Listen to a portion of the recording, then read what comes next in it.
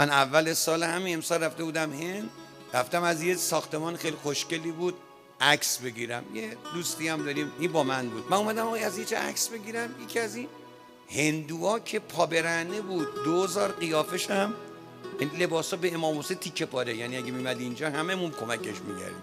دوید اومد جلو موبایل من گرفت گفت نو نو نو نو، شروع کرد هندی. گفتم آی دکتر این چی میگه؟ خب هندی بود باش صحبت کرد. گفت چی میگی؟ بعد دیدم خندید و پیشونیشو بوسید و یه مقداری پول هندی هم بهش داد و گفت که اوکی مثلا باشه. به من گفت آقا از این زاویه عکس بگیر. گفتم چرا؟ گفت این زاویه که شما دوربینتون گرفته بودی، این هندیه میگه که نگاه کن ببین پایین این ساختمان 2-3 تا پلاستیک مشکت مال زباله است، اینا رو ریخته بودن رو هم.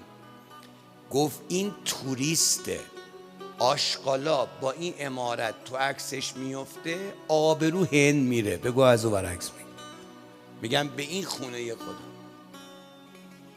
بدبختی هم از میبارید ازش، ولی هند رو دوست داشت، مملکتش رو دوست داشت.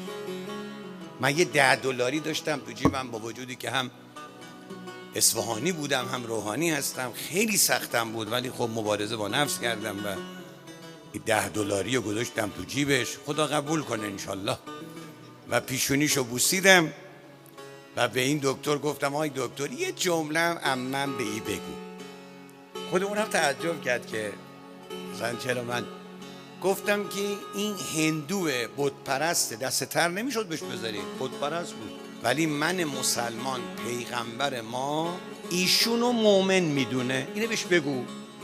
گفت چرا؟ گفتم اگه پیغمبر فرمود حب الوطن، همین که کشورشو دوست داره مؤمن. ایمان یه بخشش هم دوست داشتن ملته.